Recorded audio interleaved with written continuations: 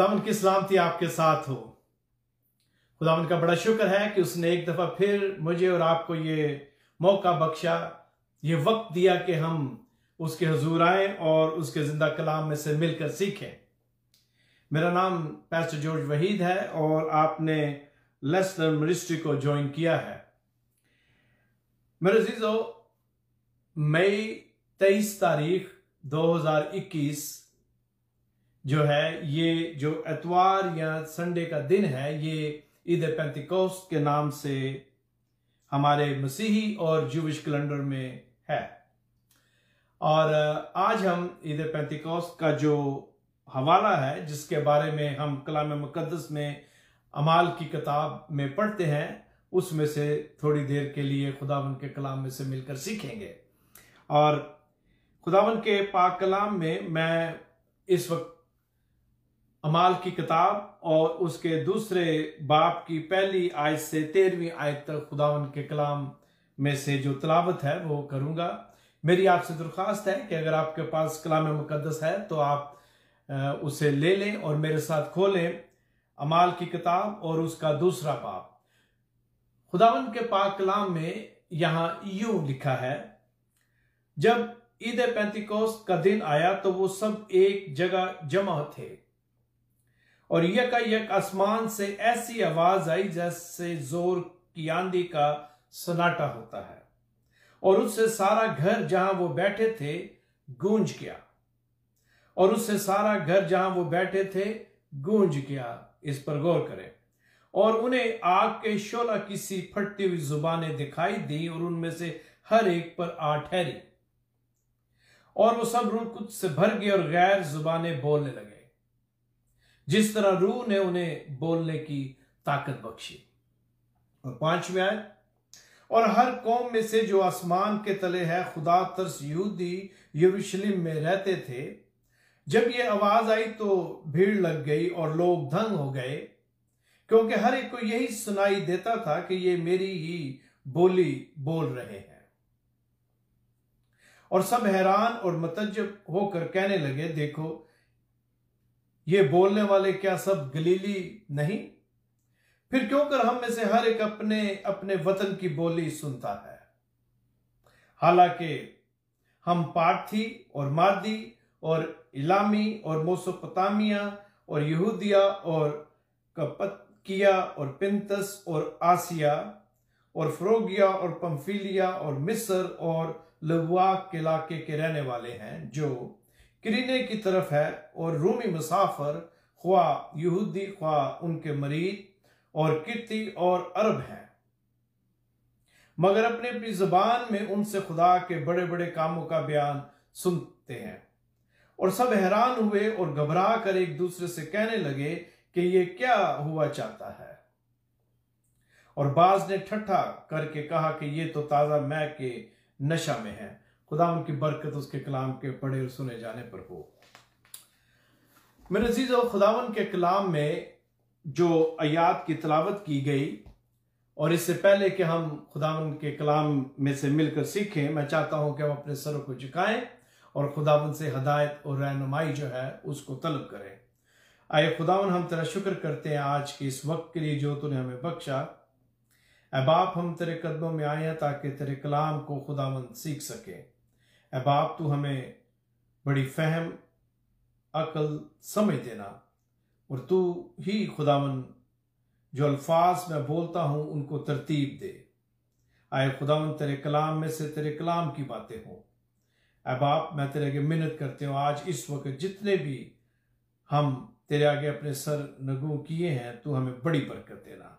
और आज इस कलाम के वसीला से खुदावन बहुत सारी जिंदगियां जो हैं वो बचे।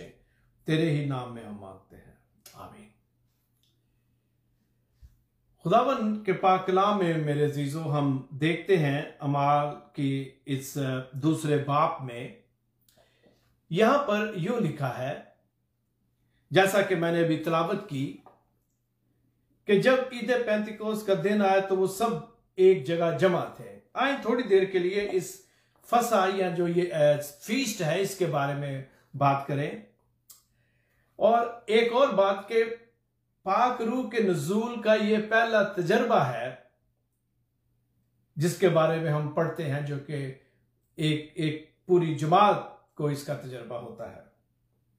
इसे हम डे ऑफ पेंटिकॉस्ट भी कहते हैं, और ये इसको 7 हफ्तों या 7 सब्तों की ईद भी कहा जाता है। ये जो ईद है, ये ईद फसह से 50 दिन के बाद मनाई जाती है, और ये ईद पहले फल या फलों की ईद भी कहलाती है। इस ईद में यहूदी पहली फसल को खुदावंद के घर में लाते हैं, और हम जब गिनती की किताब में जाते हैं तो वहां पर उसके 28वें बाब की 26वीं आयत में कुछ यूं लिखा है, और पहले फलों के दिन जब तुम नई नजर की कुर्बानी हफ्तों की ईद में खुदावंद के हुजूर गुजरानो, तब भी तुम्हारा मुकद्दस मजमा हो, उस रोज कोई खादमाना काम ना करना।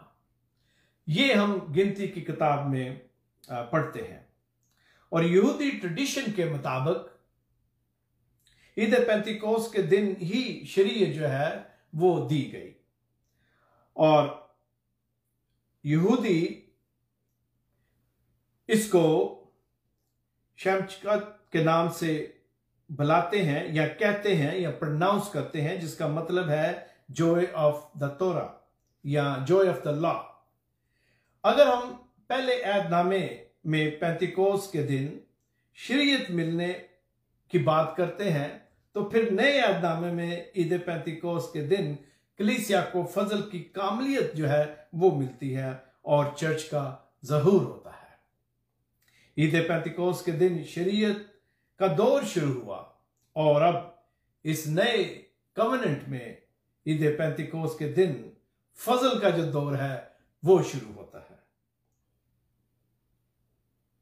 और ये वो ईद है जिसमें तकरीबन जो हाजिरी होती थी यहूदियों की वो ऑलमोस्ट 100% है। दूसरी जो फीस्ट है उनमें भी हाजिरी होती थी, लेकिन ये वो ईद या फीस्ट है जिसमें तकरीबन 100% के करीब जो हाजिरी है वो होती है। और इसकी एक वजह जो इसकी टाइमिंग है, ये वो वक्त या इसकी टाइमिंग है जब मेरे अजीजों जो मौसम है वो बहुत सही होता है, और उसमें यह है कि लोग बड़ी तादाद में जो ईद पेंतिकोस्त है उसमें शामिल होते हैं। लेकिन उससे पहले चूंकि फसह होती है, इसलिए जो यहूदी थे वो पूरी दुनिया से यरूशलेम में आते हैं ताकि जो फसह है उसको सेलिब्रेट किया जाए खानदान के साथ और यरूशलेम शहर में। और उसके बाद चूंकि ये ईद जो है वो तकरीबन 50 हफ्तों के 7 हफ्तों के बाद आती है, 50 दिन के बाद, तो इसलिए लोग वहां रुक जाते थे ताकि एक ही दफा सेलिब्रेट करके सारी जो सेलिब्रेशन है उसे मुकम्मल करके वापस अपने घरों को वो लौटें। याद रखें, ये कोई आज की तरह का टाइम या वक्त नहीं था जहां पर आप प्लेन में बैठे और आप यरूशलेम फ्लाई करें इसराइल में और फिर आप सेलिब्रेट करके वापस आ सकते हैं विद इन अ वीक और सो। ये उस दौर की बात है जब जो सफर है वो जानवरों पर किया जाता था, या वो लोग जो समुद्र के दूसरी तरफ रहते थे वो बहरी जहाजों से यरूशलेम आते थे और फिर वहां पर वो सारी जो सेलिब्रेशन है उसको वो मुकम्मल करते थे। इसलिए वहां पर ये जो ईद पेंतिकोस्त का दिन है, इस दिन जो अटेंडेंस है वो भरपूर है, और पूरी दुनिया में जैसा कि अभी हमने कलाम मुकद्दस में से पढ़ा तकरीबन 15 नेशंस के बारे में कि ये सारे लोग वहां पर जमा थे, और इतनी बड़ी तादाद में ये जो नाम लिखे गए हैं इलाकों के, उससे आप अंदाजा कर सकते हैं कि कितनी तादाद में वहां पर यहूदी इस वक्त यरूशलेम में थे। और उसके अलावा जो वाकयात चंद हफ्ते पहले रूनुमा हुए, मसीह की गिरफ्तारी, मसीह की सलीबी मौत और उसका जिंदा होना, ये सब कुछ अभी तक लोगों के ज़हन में ताज़ा था, और लोग जो हैं वो जो ये ईद है उसको सेलिब्रेट करने के लिए वहां पर अभी यरूशलेम में मौजूद थे। और हम पढ़ते हैं कि कलाम मुकद्दस में लिखा है कि जब ये जो ईद पेंतिकोस्त थी इसके बारे में जो डायरेक्शन या इंस्ट्रक्शन थी यहूदियों को वो क्या थी, और उसके लिए हम जब अबार की किताब पर नजर डालते हैं तो अबार की किताब के 23वें बाब की 15वीं से 22वीं आयत में तफसील के साथ उन्हें बताया गया है कि उन्हें क्या करना है। वहां पर 2 खमीरी रोटियां लाने का जिक्र है और सारे स्कॉलर इस पर तकरीबन मुत्तफिक हैं कि 2 रोटियां जो हैं ये यहूदी और गैर अक़वाम को रिप्रेजेंट करती हैं, 2 रोटियां। और जिस तरह मेरे अज़ीज़ों हमारे बदन के लिए, इस बदन के लिए खुराक की जरूरत है ताकि ये तवाना रहे और जिंदगी में रहे। रोटी जो है बदन की तवानाई के लिए है और गो के ये कुर्बानी जो है, जो नजर की कुर्बानी है, ये खुदावंद के हुजूर गुजरानी जाती है। लेकिन अगर हम इसको देखें तो 2 रोटियां जो हैं ये यहूदी और गैर यहूदी दोनों को रिप्रेजेंट करती है। जिस तरह यहूदी जो है वो सेफ हुए, उसी तरह गैर अक़वाम जो हैं उनको भी खुदा बचाता है मेरे अज़ीज़ों। ईद पेंतिकोस्त मसीह के आसमान पर उठाए जाने के 10 दिन बाद मनाई जाती है और खुदावन ने शागिर्दों को, जैसा कि हमने देखा, हुक्म दिया था कि वो उस वक्त तक यरूशलेम से बाहर ना निकलें जब तक उन्हें कुव्वत का लिबास जो है वो ना मिले। याद रखने वाली बात है, मैं ये थोड़ा सा टच कर रहा हूं, उसके बाद हम फिर अपने जो आयात जिनका हमने अभी जिनकी तिलावत की उसके बारे में चलते हैं। एक बात जो है वो बड़ी अहम है कि शागिर्द जो है वो रूह कुद्स की कुव्वत और उसके कामों से अजनबी नहीं थे। उन्होंने मसीह की मिनिस्ट्री के दौरान इसका तजर्बा किया था मेरे अजीजों। मतलब पाक रूह को काम करते हुए उन्होंने देखा, वो इस चीज के गवाह थे, विटनेस थे कि किस तरह रूह कुद्स की जो पावर है, उसका जो तजर्बा है वो उन्होंने खुद भी किया। जब खुदावन ने लूका 10:1 के मुताबिक 70 की जमात को भेजा तो वहां पर हमें इसका जिक्र मिलता है कि वो जब वापस आए तो उन्होंने खुदावन को रिपोर्ट दी कि किस तरह जो बदरू में वो भी उसका हुक्म मानते थे, किस तरह उन्होंने बीमारों को चंगा किया। तो ये सब कुछ पाक रूह उनमें रहकर कर रहा था मेरे अजीजों, इसलिए उनको इसका एक्सपीरियंस था। और मैं यहां सोच रहा हूं कि जब खुदावन आसमान पर जाने लगे तो उन्होंने शागिर्दों को एक हुक्म दिया, वो उनके लिए भी था, मेरे लिए, आपके लिए भी है। इसको हम द ग्रेट कमांडमेंट कहते हैं। और उसका वो जो हुक्म है या इरशाद आज़म वो यही था कि पूरी दुनिया में जाएं और इंजील की खुशखबरी का जो पैगाम है वो सुनाएं। और हम देखते हैं कि हो सकता है कुछ ये सोच रहे हो, जिस दिन यीशु ऐसे उनकी आंखों के सामने आसमान पर उठाए गए, हो सकता है कुछ सोचते हो कि आज आफ्टरनून को, आज शाम को खुदावन ने वो जो गिफ्ट है, वो जो मददगार है जिसका उसने जिक्र किया, वो हमें भेजेगा। शाम होगी, कुछ नहीं हुआ। फिर दूसरा दिन हो गया, किसी ने सोचा अच्छा कल वो गिफ्ट जो है वो हमें मिलेगा। फिर तीसरा दिन हुआ।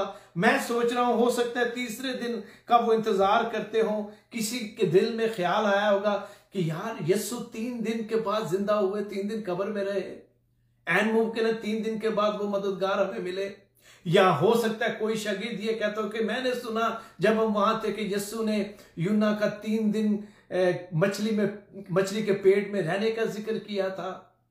3 दिन हो गए, फिर चौथा दिन आ गया, फिर 5वां दिन आ गया, फिर 6ठा दिन और 7वां दिन आ गया, लेकिन अभी तक वो जिसका उस वादा करके वो गया, अभी तक उसका नज़ूल नहीं हुआ।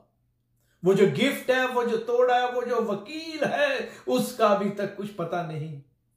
हो सकता है वो सोचते हो कि 7 दिन जो है उसके बारे में 7 का लफ्ज जो है बहुत दफा उसका जिक्र आया, शायद 7वें दिन पाक रूह जो है हमें मिलेगा, जिसका जिक्र उसने कहा, जिसका वादा यीशु ने किया और जिसके बारे में उसने इन्हें हुक्म दिया कि यरूशलेम के अंदर रहना जब तक वो कुव्वत का लिबास ना मिले। 7 दिन हो गए हैं, 8वां दिन आ गया, 9वां दिन आ गया है। मैं सोचता हूं कि हो सकता है कुछ कहते हो कि चलो यार जाके मनादी शुरू करिए। कोई बात नहीं, हमें पता नहीं 10 दिन, 8 दिन, 9 दिन हो गए, अभी तक तो वो कुव्वत का लिबास मिला नहीं, चलो शुरू करें मनादी। लेकिन ऐसा नहीं हुआ मेरे अजीजों। उन्होंने खुदावन की बात का यकीन किया और उन्होंने खुदावन का जो उसने हुक्म दिया उसके मुताबिक यरूशलेम में रहकर उन्होंने उसका इंतजार किया। क्या मैं और आप भी खुदावन का इंतजार करते हैं? जब खुदावन हमें मुख्तलिफ तरीकों से ये मैसेज और पैगाम हमें देता है कि मेरा इंतजार करो, वेट वेट वेट, हम दुआ करते हैं और जब दुआ का जवाब नहीं मिलता तो हम इंतजार करना छोड़ देते हैं, इम्पेशेंट हो जाते हैं हम। लेकिन शागिर्दों ने, मेरे अजीजों, ऐसा नहीं किया। उन्होंने पाक रूह के नज़ूल का इंतजार किया। और हम देखते हैं खुदावन के पाक कलाम में दूसरे बाब की जो तिलावत की गई है, पहली आयत में गौर से सुने क्या लिखा है। जब ईद पेंतिकोस्त का दिन आया तो वो सब एक ही जगह जमा थे। ये नहीं लिखा कि उस दिन वो सारे आ गए और जमा हो गए उस बालाखाना में, नहीं, लिखा है वो जमा थे। इसका मतलब है कि वो हर रोज वहां जमा होते थे, मिलकर दुआ करते थे और इंतजार कर रहे थे कि जो वादा उसने किया है उसके मुताबिक वो यरूशलेम में रहेंगे उस वक्त तक जब तक उन्हें कुव्वत का लिबास जो है वो नहीं मिलेगा। एक जगह जमा होने का मतलब एक और है मेरे अजीजों। जब मैं और आप एक जमात की शक्ल में जमा होते हैं, जब हम दुआ करते हैं, जब हम खुदा के आगे गिड़गिड़ाते हैं, तो क्या हम करते हैं? बेसिकली हम अपने आप को एम्प्टी करते हैं, हम अपने आप को खाली करते हैं ताकि खुदा हमें भरे। मेरे अजीजों, जब भी हम दुआ करते हैं तो हम क्या कहते हैं? आए खुदावन, मैं अपने आप को खाली करता हूं, तू आ खुदावन और तू संभाल। ये जो शागिर्द थे मेरे अजीजों, ये जो जमात थी, ये बालाखाना, यही दुआ करते थे इकट्ठे होके, ये अपने आप को खाली करते थे। और फिर हम देखते हैं कि खुदा उन्हें पाक रूह से भर देता है, मामूल कर देता है। जरूर है कि मैं और आप पहले अपने आप को खाली करें ताकि वो हमें भरे उस बरकत से जो वो हमें देना चाहता है। मेरे अजीजों, जब भी हम अपने आप को खाली करते हैं, दुआ करते हैं, तो खुदावन हमें ब्लेसिंग देता है मेरे अजीजों। और ये जो शागिर्द थे, इन्होंने वही किया जो खुदावन ने हुक्म दिया और वो किसी भी तरह उस हुक्म के नाफरमान नहीं हुए कि वो उस वक्त तक ना रहे हों उस जगह यरूशलेम में जब तक का जिसका उस खुदावन ने उन्हें हुक्म दिया था। आगे बढ़ते हैं और फिर दूसरी आयत, मैंने आपसे कहा था अगर आपके पास खुदावन का कलाम है तो उसे ले लें, अपनी बाइबल जो है ले लें। अमाल दूसरा बाप और उसकी दूसरी आयत। और यका आसमान से ऐसी आवाज आई जैसे जोर की आंधी का सन्नाटा होता है और उससे सारा घर जहां वो बैठे थे गूंज गया। यक आसमान से ऐसी आवाज आती है, गौर से सुने, लिखा है यक आसमान से, और क्या है? आंधी की, जोर की। यहां पर जो ट्रांसलेशन या जो लफ्ज इस्तेमाल हुआ है आंधी का या तेज हवा का, यूनानी और अबरानी दोनों में रूह के लिए मेरे अजीजों विंड या तेज हवा जो है या सांस जो है, ब्रेथ, उसको इस्तेमाल किया गया है।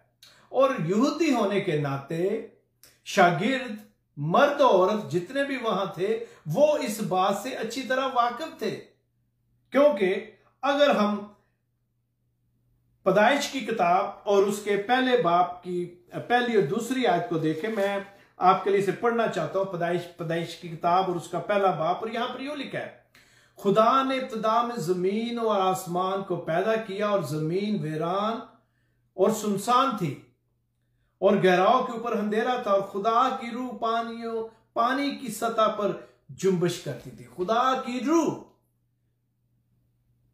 जो स्ट्रांग विंड है, जो ब्रेथ है, वो क्या करती थी?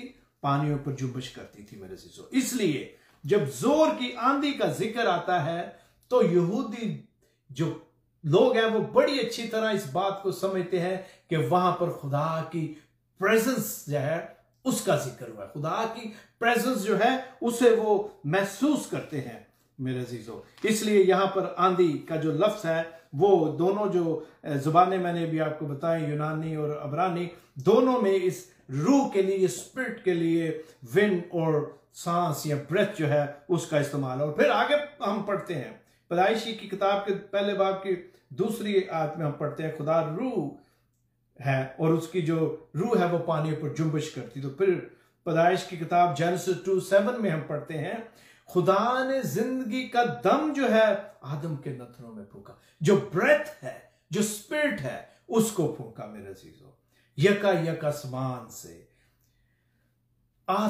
से। मतलब इसको हम छू नहीं सकते, शागिर्द इसको छू नहीं सकते, लेकिन इसको महसूस कर सकते हैं। उन्होंने इसको महसूस किया मेरे अजीजों।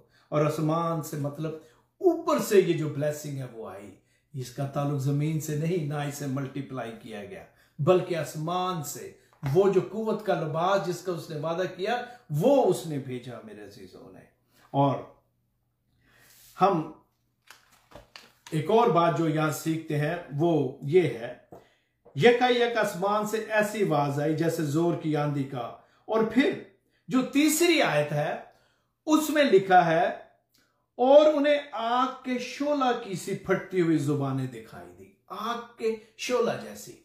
अब पाक रूह का नजूल है, लेकिन क्या जरूरी था कि वो जो पाक रूह है वो आग की जो फटती जुबानें हैं उसमें नजर आता? उसकी वजह क्या थी?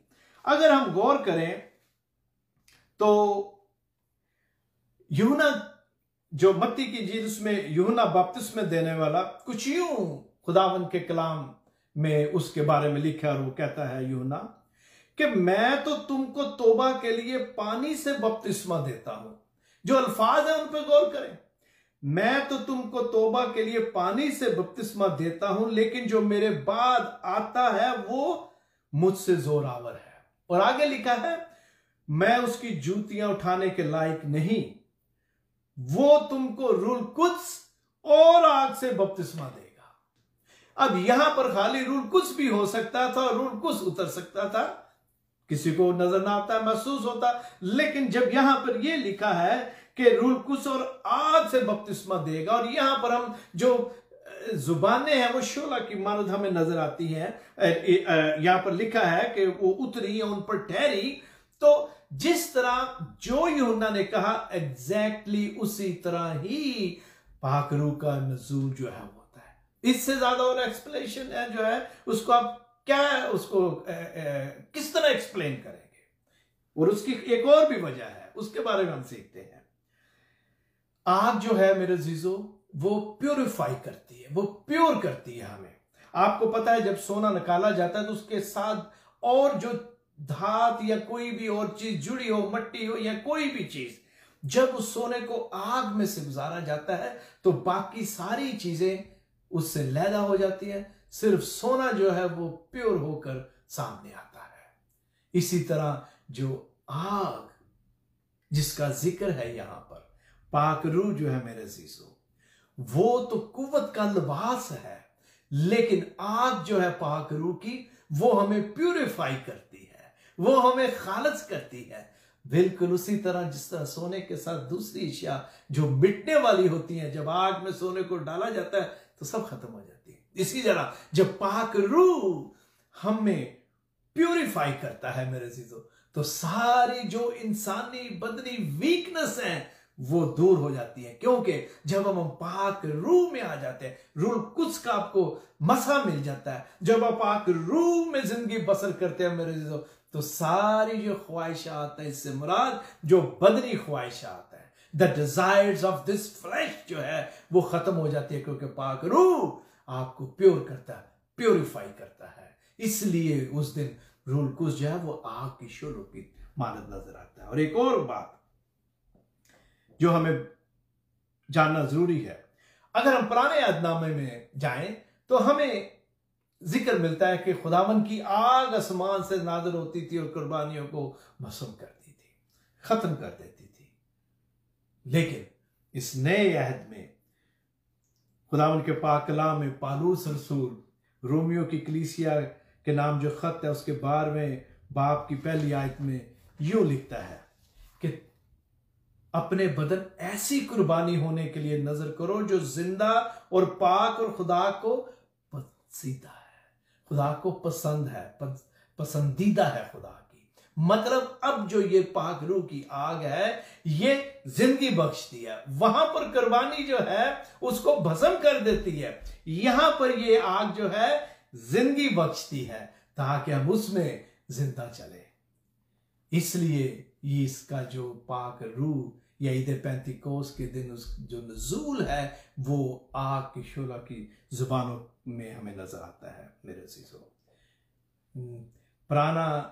पुराने अहद में आग भस्म करती थी, नए अहद में मेरे अजीजों प्योरीफाई करती है और जिंदगी बख्शती है। और फिर हम इसी दूसरे बाब की तीसरी आयत का जो आखिरी दो अल्फाज हैं वो कुछ यूं हैं, बल्कि तीन, बल्कि मैं यहां से पढ़ता हूं, और उनमें से हर एक पर आ ठहरी। गौर करें, लिखा है आ ठहरी। हम कलाम मुकद्दस में पढ़ते हैं कि पहले अहद में जो खुदा का रूह है वो अंबिया पर नाज़िल होता, जो भी प्रोजेक्ट था, जो काम था, जो मिशन था, उसे कंप्लीट करने के बाद वापस चला जाता था। लेकिन यहां पर अब इस न्यू कवेनेंट में, इस नए अहद में, इस फजल के दौर में आकर ठहरने से मुराद यह कि अब खुदा का रूह हमेशा के लिए उसके लोगों पर ठहर गया।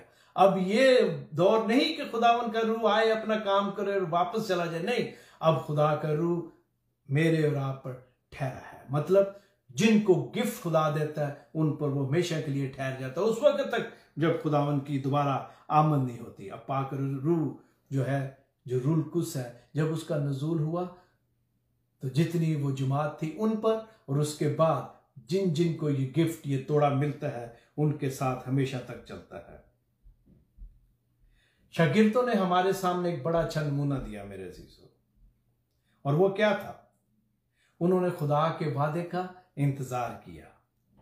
ईमान रखने की वजह से वो रूल कुछ से भर गए और खुदा के टाइम टेबल के मुताबिक उन पर फसल हुआ। पाक रूह से ममूर होकर एक यूनिटी में वो रहे मेरे अजीजों, और रूल कुछ के नजूल तक वो यरूशलेम में रहे। एक और वजह इसकी ये थी कि क्यों खुदावन ने रूल कुछ को भेजा।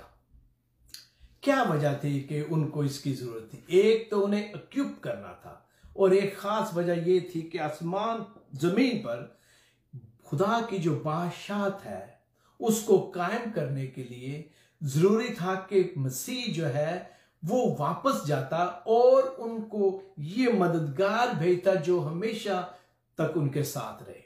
क्योंकि मसीह का जो बदनी तौर पर जमीन पर रहना था वो उसको प्लान के मुताबिक यहां से वापस जाना जरूरी था। तभी जो प्रोजेक्ट है, जब भी ये सारी जो बादशाहत का जो इंतजाम है जमीन पर, उसको मुकम्मल किया जा सकता था। और इसीलिए खुदावन यूहन्ना की इंजील में कहते हैं कि मेरा जाना जरूरी है, क्योंकि जब तक यीशु उनके साथ थे, जमीन पर थे, रूल कुस का नजूल मुमकिन नहीं था। इसलिए खुदावन यीशु कहते हैं कि मेरा जाना जरूर है, क्योंकि खुदावन यीशु जाएंगे तो वो उस मददगार को भेजेंगे। और ये मददगार है जिसके बारे में हम आज इस वक्त बात कर रहे हैं मेरे अजीजों। यहां पर जो तीसरी आयत है, चौथी आयत, वो यूं है, और वो सब रूल कुछ से भर गए। पहले तो आकर उन पर ठहर गए, और फिर आगे लिखा वो उससे भर गए और गैर जुबानें बोलने लगे, जिस तरह रूह ने उन्हें बोलने की ताकत बख्शी। अब हम आते हैं जो गैर जुबान है या जो टंग्स हैं उनकी तरफ आते हैं। यहां पर लिखा है कि वो उन पर आकर, वो जो जुबानें हैं, फटी हुई जुबानें, वो ठहर गईं और सब रूह कुछ से भर गए। मतलब अब उन्हें मामूर कर दिया, खुदा ताला ने पाक रूह से मामूर कर दिया। तो क्या शागिर्द जो हैं, यहां पर इस वक्त हमने तकरीबन 14-15 अक़वाम के बारे में पढ़ा, तो क्या वो सब उनकी जुबान में बात कर रहे थे? क्या वो 15-16 मुख्तलिफ जुबानें बोल रहे थे? नहीं, ऐसी बात नहीं थी। उनकी अपनी जुबान, वो यूनानी और हिब्रू या अब्रानी बोलते थे मेरे अजीजों। वो यूनानी और अब्रानी में ही बात कर रहे थे, लेकिन खुदावंद ने जो अल्फाज वो बोल रहे थे, जितनी अक़वाम आई, उनको उनकी जुबान में, उनको उनकी समझ के मुताबिक खुदावन उनको इसको समझने की ब्लेसिंग देता है।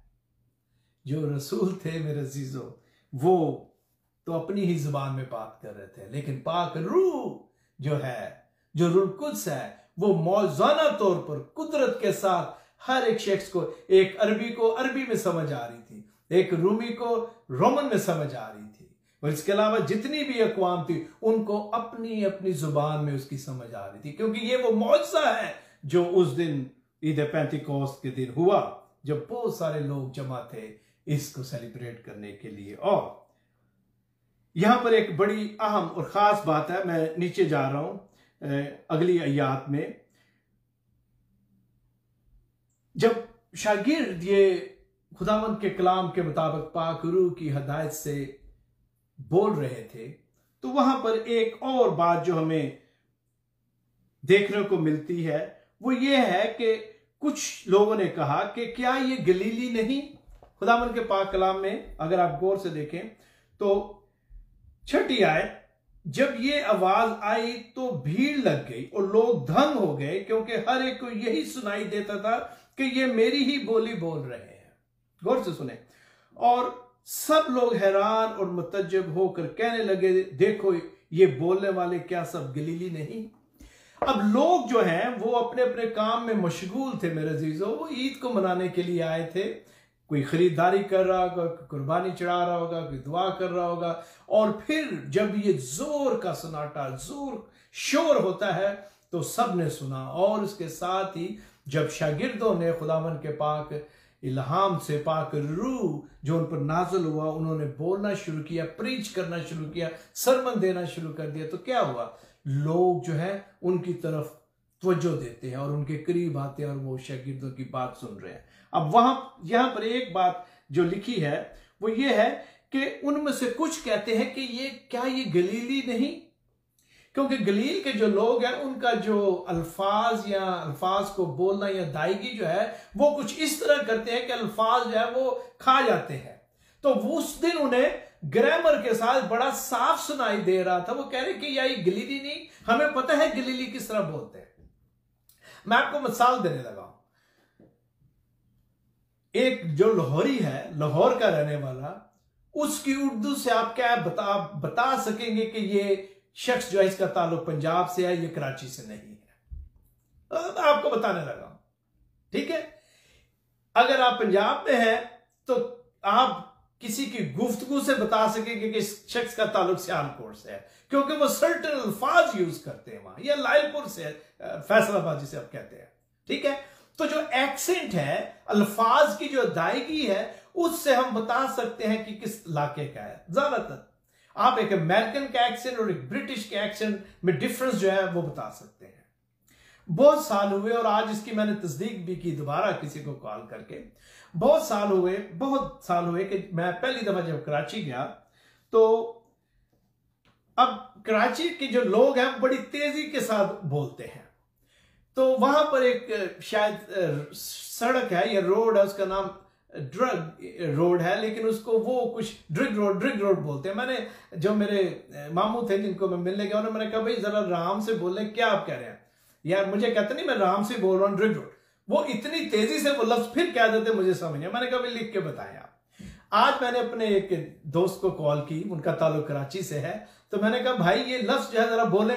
उन्होंने बिल्कुल उसी तरह बोला, बिल्कुल उसकी अदायगी उसी तरह थी जिस तरह बहुत साल पहले मैं जब कराची फर्स्ट टाइम गया तो मैंने उस सड़क का नाम अपने मामू की जुबान से सुना। आपको मैं सिर्फ ये बताना चाहता हूं कि जो एक्सेंट या जो अल्फाज की अदायगी है उससे हम बता सकते हैं कि शख्स का ताल्लुक कहां से है। और यही वजह थी कि वो लोग हैरान थे कि ये गलीली हैं, गलील के रहने वाले इस तरह इतनी साफ सुथरी जो भी वो लैंग्वेज उनकी थी जिसमें उन्हें समझ आ रही थी, नहीं बोलते। और ये बड़ी हैरान कुन बात थी, और इस हैरानी की वजह से वो और ज्यादा तवज्जो के साथ शागिर्दों की बात जो है सुनते हैं। कभी कभी खुदा मुख्तलिफ तरह से हमारी तवज्जो हासिल करना चाहता है। आज भी ऐसे ही होता है। कभी कभी हम इस बात को सोच भी नहीं सकते, हमारे ज़हन में भी नहीं आ सकता कि खुदावन इस शख्स को, फलां बहन को, भाई को अपनी खिदमत के लिए इस्तेमाल कर सकता है। क्योंकि हमें पता है उसी तरह जिस तरह कि ये तो गलील के हैं, हमें उनके बैकग्राउंड का पता होता है शायद, या शायद हमें और चीज़ों से वाकिफ है। लेकिन मेरे अजीजों, जब खुदावन चुनता है तो वो स्टेटस को नहीं देखता। जब खुदावन ने चुना तो ये वो ऑर्डिनरी मछेरे थे जिनके पास आला तालीम नहीं थी मेरे अजीजों, लेकिन खुदावन के पाक रूह ने उन्हें चुना और अपनी खिदमत के लिए इस्तेमाल किया। और पाक रूह ईद पैंतीकोस के दिन जो उसका नज़ूल होता है, ये वो लोग हैं जिन्होंने पहला सरमन दिया। कलीसिया की जब इब्तिदा रखी गई, जब कलीसिया का ज़हूर हुआ, तो ये वो लोग हैं जिन्होंने उस दिन खुदावन के कलाम से, पाक रूह की हदायत से बात की और 3000 के करीब लोगों को खुदावन के पास एक ही दिन में ले आए। मेरे अजीजों, क्या ये गलीली नहीं? ये सवाल कभी कभी मुझसे और आपसे भी होगा और हो सकता हुआ हो। लेकिन मेरे अजीजों, जिस तरह वो शागिर्द किसी भी तरह घबराए नहीं बल्कि प्राउडली यीशु की गवाही देते, ऐसे ही मुझे और आपको भी करना चाहिए। खुदावंद के कलाम में हम इन सारी अक़वाम के बारे में पढ़ते हैं और मैं इसको वक्त को मद्देनजर रखते हुए इसको कंक्लूड करने लगा हूं। जब हम यहां पर आते हैं कि जो रूल कुद्स है उसने उन्हें गैर जुबानें बोलने की जो ब्लेसिंग है, जो तोड़ा है, वो दिया। गैर जुबान जो है ये गिफ्ट है मेरे अजीजों, जो खुदा देता है। और उस दिन जो गिफ्ट था वो उस पूरी एक जमात को मिला। गैर जुबान का तोड़ा आज भी मुश्तरका एक ग्रुप की शक्ल में भी खुदा भेज सकता है, नाजिल कर सकता है अपने लोगों पर, और इंडिविजुअली यानी कि इनफरादी तौर पर भी। और खुदावन के पाक कलाम के मुताबिक मेरे अजीजों, एक बात याद रखें, ये वो गिफ्ट या तोड़ा है जिसके लिए कोई फार्मूला नहीं, जिसके लिए कोई फार्मूला नहीं। खुदावन जिसको चाहता है ये तोड़ा जो है वो देता है मेरे अजीजों। पाक रूह का जो तोहफा है ये खुदावन से मिलता है, और जब पाक रूह हमारी जिंदगियों में आ जाता है मेरे अजीजों, तो हमारी जिंदगी जो है वो बदलती है। लेकिन इसके साथ साथ ये बात जानना बहुत जरूरी है, पाक रूह किसी को भी उसकी दुनियावी हैसियत या स्टेटस की वजह से नहीं मिलता, और ना ही ये ढूंढने से मिलता है, बल्कि ये खुदा की खास बख्शिश है जो वो अपने लोगों को देता है।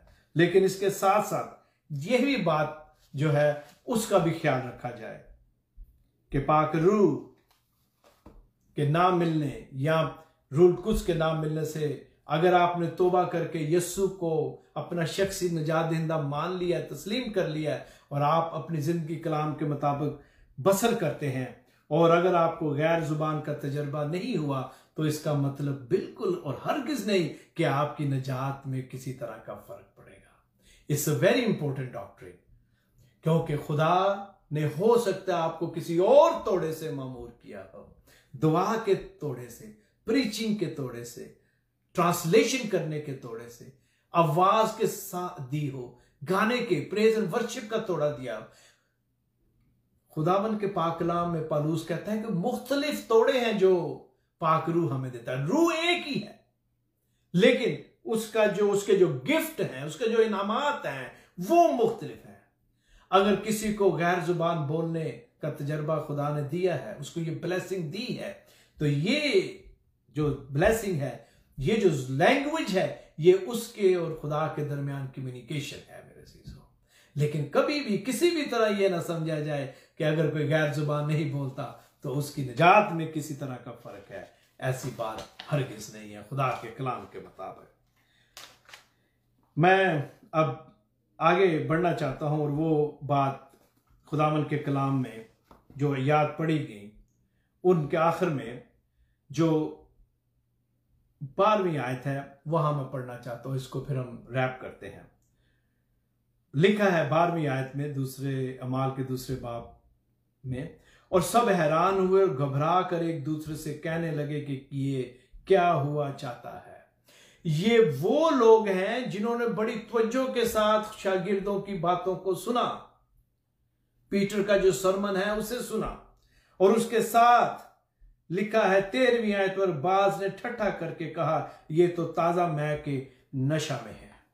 अब गौर करने वाली बात है, यहां पर फिर मैं आपको पीछे लेके जाना चाहता हूं। जब यीशु यरूशलेम में दाखिल होते हैं, उस दिन बहुत सारे लोग थे जो यरूशलेम के अंदर नारे लगाते रहे, होज़ैना होशना के नारे, और एक ग्रुप था जो यीशु के साथ यरूशलेम में आ रहा था, शागिर्द और औरतें, मरियम और मार्था और सब। और जब अंदर वाला ग्रुप है वो भी नारे लगाता है, बाहर वाला ग्रुप, तो दोनों मिलकर होशना के नारे लगाते हैं।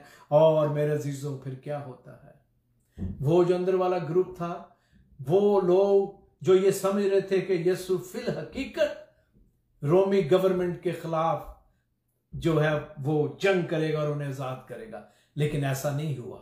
तो ये वही ग्रुप था जो गुड फ्राइडे वाले दिन ये नारे लगाते हैं। उस दिन नारे लगाते हैं कि सेव अस, और गुड फ्राइडे वाले दिन नारे लगाते हैं कि क्रूसीफाइड हिम, क्रूसीफाइड हिम, इसे सलीब दो। आज फिर दो ग्रुप है मेरे चीजों। एक वो है जो बड़ा हैरान होता है, गौर से सुनता है, और ये वही ग्रुप है जिसके बारे में आगे चलकर लिखा हुआ है कि उनके दिलों पर चोट लगी। ये वो लोग थे मेरे अजीजों जिन्होंने उस दिन खुदा के कलाम की बातें सुनी और उनके दिलों पर चोट लगी। और दूसरा वो ग्रुप है जो उन्हें मजाक करता है कि ये तो ताजा मैं पिए हुए हैं। आज फिर वही दो ग्रुप है मेरे अजीजों। सवाल यह है कि मेरा और आपका ताल्लुक किस ग्रुप से है? आज इस पेंतिकोस्त के दिन पर मैं और आप क्या फिर उसी तरह पैगामात सुनेंगे और फिर हमारी लाइफ, हमारी जिंदगी उसी तरह जारी रहेगी, या मैं और आप इस ईद पेंतिकोस्त के दिन पर अपनी जिंदगियों पर गौर करेंगे और यीशु के करीब आए और तौबा करें? याद रखें, गौर से सुने, 2021 इस दहाई का, इस अशरे का पहला साल है। 2021 इस अशरे का पहला साल है। क्या आप इस अशरे के पहले साल के पहले ईद पेंतिकोस्त के दिन अपनी जिंदगी को यीशु को देकर उसके साथ जो आपकी वाक है, क्या उसको आप मजबूत नहीं करना चाहते? और वो जिन्होंने आज तक सिर्फ हर पेंतिकोस्त के दिन पर पैगामात ही सुने हैं, चर्च जाकर तालियां बजाई और हालेलुया के नारे लगाए, लेकिन फिल हकीकत यीशु के साथ कोई ताल्लुक नहीं, क्या इस साल आज इस ईद पेंतिकोस्त के दिन पर आपके दिल पर चोट लगी है या नहीं? मेरे अजीजों, खुदावन जानता है कि मुझे और आपको कब वो आवाज दे, कब हमारा जमीनी सफर मेरे अजीजों खत्म हो जाए। बहुत सारे लोग कहते हैं नहीं अभी मैं यंग हूं, अभी तो मैंने बहुत सारे काम करने हैं। I don't think so. मैं आपको डराना नहीं चाहता, आपके लिए दुआ करना चाहता हूं खुदावन आपको जिंदगी बख्शे और आप इस दुनिया में उसके नाम और जलाल के लिए इस्तेमाल हो, लेकिन उस दिन का किसी को भी नहीं पता। तो क्या 2021 के इस ईद पेंतिकोस्त के दिन आप तैयार हैं? क्या आपके दिल पर चोट लगी है? क्या आप यीशु के साथ फिल हकीकत एक होकर चलना चाहते हैं? आज मौका है मेरे अजीजों। It's today, we don't know about tomorrow, कल का हमें पता नहीं है। काश खुदावन ईद पेंतिकोस्त के दिन जिस तरह उन लोगों के दिलों पर चोट लगी और उन्होंने तौबा किया, कहा कि हम क्या करें, तो क्या कहा गया कि यीशु मसीह के नाम पर बपतिस्मा लो। काश मैं और आप भी आज यीशु के नाम पर बपतिस्मा लें। अगर आपने खुदावन के नाम पर बपतिस्मा लिया है, वेल एंड गुड, लेकिन दुआ करें कि खुदा हमें पाक रूह का जो बपतिस्मा वो दे। और जो अभी तक किसी भी तरह अपनी जो वाक है मसीह के साथ उसमें नहीं है, आज का दिन उनके लिए है कि आए खुदावन के आगे सर झुकाएं, अपनी आंखें बंद करें और उससे दुआ करें कि काश खुदावन इस नए अशरे में इस पहले पेंतिकोस्त वाले दिन 2021 का ये जो साल है, इसमें खुदावन मुझे मुकम्मल तौर पर बदल दे। आए अपने सरों को झुकाएं। खुदाए कादर, मैं तेरा शुक्र करता हूं आज के इस दिन के लिए।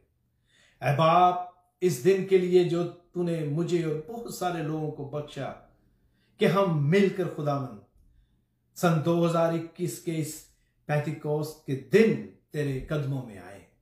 ऐ बाप, हमने अभी तेरे कलाम में से सीखा है कि शागिर्द जो थे वो यूनिटी में थे। काश कलीसिया में भी इसी तरह यूनिटी हो, खानदानों में यूनिटी हो, मियाँ बीवी में खुदावन यूनिटी हो, बहन भाइयों में यूनिटी हो, हमारी कौम में खुदावंदा यूनिटी हो। कौम के अंदर जो भी खुदावंदा फर्केबाजी है, जो भी रंजिशें हैं, आए खुदावन वो दूर हो जाएं। तेरा पाक रूह खुदावन आज इस दिन में, इस अहम दिन के मौके पर खुदावन मैं तुझसे माफी की दरख्वास्त करता हूं खुदावन। ऐ बाप, हमारी कौम को माफ कर, हमारे गुनाहों को माफ कर और हमें रिस्टोर कर खुदावन। हमारे मुल्कों पर जहां जहां हम रहते हैं खुदावन तेरा फजल रहे। तेरे लोग जहां जहां हैं खुदावन तूने अपने नाम और जलाल के लिए इस्तेमाल कर। हमारी जिंदगियों से खुदावन लोग तेरे कदमों में आए, हमारी जिंदगियों से खुदावन तेरे नाम को जलाल मिले। आए पाक रूह, तेरी मिन्नत और दरख्वास्त करते हैं, जिस तरह तूने उस दिन उन लोगों की जिंदगियों को बदला और आए खुदावन उन्हें अपनी अपनी जुबान में समझ आई। आए खुदावन आज हमारी जिंदगियों को भी बदल खुदावंदा। वो जो अभी तक तुझसे ना वाकिफ हैं, जो तुझसे दूर हैं, तेरे कलाम को नहीं पढ़ा, तुझे जानते नहीं, आए खुदावन आज तेरा पाक रूह काम करे और बहुत सारी रूहें जो है खुदावन वो बच जाएं। मैं तेरी मिन्नत करता हूं खुदावन, जिस तरह शागिर्द यूनिटी में थे, हम भी इसी तरह खुदावन यूनिटी में रहें। काश जिस तरह उन्होंने अपने आप को खाली किया, हम भी अपने आप को खाली करें। जरूर है कि खुदावन हम खाली करें ताकि तू हमें भरे, तू हमें मामूर करे खुदावन। आए बाप, मैं तेरी मिन्नत करता हूं, हमारा ताल्लुक उस ग्रोह से हो जिन्होंने बड़ी तवज्जो के साथ शागिर्दों की बातों को सुना, जो बड़े हैरान हुए। आए खुदावन वो गलीली थे लेकिन तूने उनके एक्सेंट को बदला, तूने पाक रूह की खुदावंदा मामूरी से उनकी जुबानों को छू लिया और खुदावन उन्होंने बड़ी सफाई और खुदावंदा क्लियरली बोलकर लोगों को खुदावन तेरे कलाम की बातें बताई।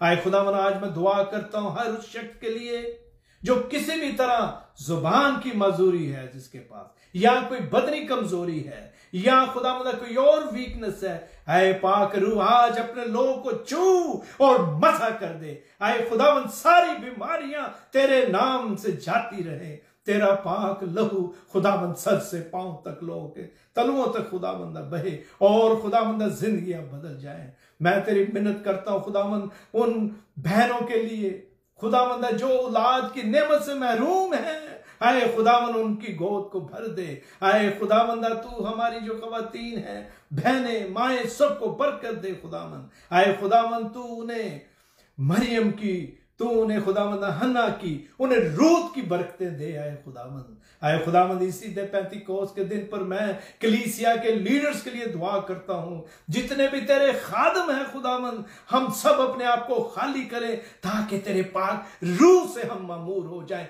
भर जाए खुदावंदा। मैं तेरी मिन्नत करता हूं अपने लोगों को ईमानदारी, दयानतदारी के साथ लीडरशिप में रख खुदावंदा। जहां भी कमजोरी और वीकनेस है यीशु तू हमें बता, समझा, दिखा, ताकि खुदावन हम उस पर पाक रूह की मदद से उन चैलेंजेस पर काबू पाएं और खुदावंदा कलीसिया की बेहतर तौर पर रहनुमाई हो। क्योंकि हम जानते हैं खुदावन एक दिन हमने तेरे हुजूर इन सब का हिसाब देना है। जो भेड़े जो खुदावंदा तूने लोग बच्चे हैं दिए हैं, आए खुदावन तेरे आगे मिन्नत करते हैं हम उनकी सही तौर पर खुदावंदा रहनुमाई कर सके। आए पाक रूह तेरे आगे मिन्नत करता हूं आज इस साल के इस पेंतिकोस्त के दिन पर तेरा रूह आए खुदावन कसरत से काम करे। खुदावन तू जो दुआओं को सुनता है, इस दुआ को सुन और कबूल कर। तेरे ही जिंदा और फतेहमंद नाम से हम मांगते हैं, आमीन। खुदावन का बड़ा शुक्र हो मेरे अजीजों। मैं महसूस कर रहा हूं कि किस तरह इस वक्त खुदावन का पाक रूह जो है काम कर रहा है और बहुत सारे लोग मुख्तलिफ जगह पर जहां भी खुदावन के पाक कलाम को इस वक्त सुन रहे हैं, देख रहे हैं, मेरे साथ, हमारे साथ इस वक्त इस इबादत में है, काश खुदावन आपको बहुत बरकत दे। काश खुदावन आपकी जिंदगियों को इस्तेमाल करे और आप बहुत सारी रूहों को यीशु के पास लाने का बाइस बन सके। लेस्टर मिनिस्ट्री के लिए और स्पेशली मेरे लिए खास दुआ करें, खुदावन इसी तरह हमें कुव्वत और ताकत दे ताकि हम इस प्लेटफॉर्म से खुदावन के लोगों के लिए खुदावन की जो बातें हैं ले किसी तरह आते रहे। खुदावन आपको बहुत बरकत दे। और मैं आखिर में एक और बात करना चाहता हूं आज, जो कि यूजुअली मैं अनाउंस नहीं करता। संडे को जो आप पाकिस्तान में और एशिया के कुछ ममालिक में तो इस वक्त इतवार है, और बल्कि इस वक्त तकरीबन ऑलमोस्ट 9 बजे का टाइम होने वाला है। ह्यूस्टन टेक्सास के टाइम के मुताबिक संडे 1 बजे, जो कि पाकिस्तान में उस रात के 11 बजेंगे, ईद पेंतिकोस्त की जो सर्विस है उसमें खुदा के खादम हमारे बुजुर्ग पैस्टर सरवर मकसूद भट्टी जो है वो खुदावन का कलाम शेयर करेंगे। अगर आपके पास वक्त हो तो ज़रूर लाइव हमारे साथ ज्वाइन करें, और किसी वजह से नहीं तो बाद में उसकी रिकॉर्डिंग को ज़रूर सुने और खुदावन के खादम के लिए ख़ास दुआ करें ताकि खुदावन अपने बंदे को और ज़्यादा कसरत से इस्तेमाल करे। God bless you, take care, खुदावन की सलामती आपके साथ।